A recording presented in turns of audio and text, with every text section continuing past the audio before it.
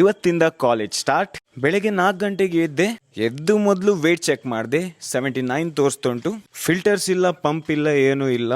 ಎದ್ದ ತಕ್ಷಣ ಜೀವ ಹೇಗೆ ಕಾಣ್ತದಂತ ನೋಡಿದೆ. ಅರ್ಧ ಲೀಟರ್ ನೀರು ಕೊಡ್ಕೊಂಡು ಪ್ರೀ ವರ್ಕೌಟ್ ಮೀಲ್ ಮಾಡ್ಲಿಕ್ಕೆ ಸ್ಟಾರ್ಟ್ ಮಾಡಿದೆ. ಇಡೀ ದಿನದ ಕಾಪ್ಸ್ ಜಸ್ಟ್ 50 ಗ್ರಾಮ್ ಇಟ್ಟಿದ್ದೇನೆ. ಸೊ ಅದನ್ನೆಲ್ಲ ಬೆಳಗ್ಗೆ ಓಟ್ಸ್ ಇಂದಾನೆ ಇಂಟೇಕ್ ಮಾಡ್ತಿದ್ದೇನೆ. 75 ಗ್ರಾಮ್ಸ್ ಓಟ್ಸ್ ಅಲ್ಲಿ 50 ಗ್ರಾಮ್ಸ್ ಕಾಪ್ಸ್ ಸಿಗ್ತದೆ. ಓಟ್ಸ್ಗೆ 1 ಸ್ಕೂಪ್ ಪ್ರೋಟೀನ್ ಹಾಕಿ ತಿಂತೇನೆ. ಇಡೀ ದಿನದ ಡಯಟ್ ಅಲ್ಲಿ ಖಾಲಿ ಈ ಒಂದು ಮೀಲ್ ಅಲ್ಲಿ ಮಾತ್ರ ಟೇಸ್ಟ್ ಇರ್ತದೆ. 5 ಗಂಟೆಗೆ ಜಿಮ್ ಬಂದೆ.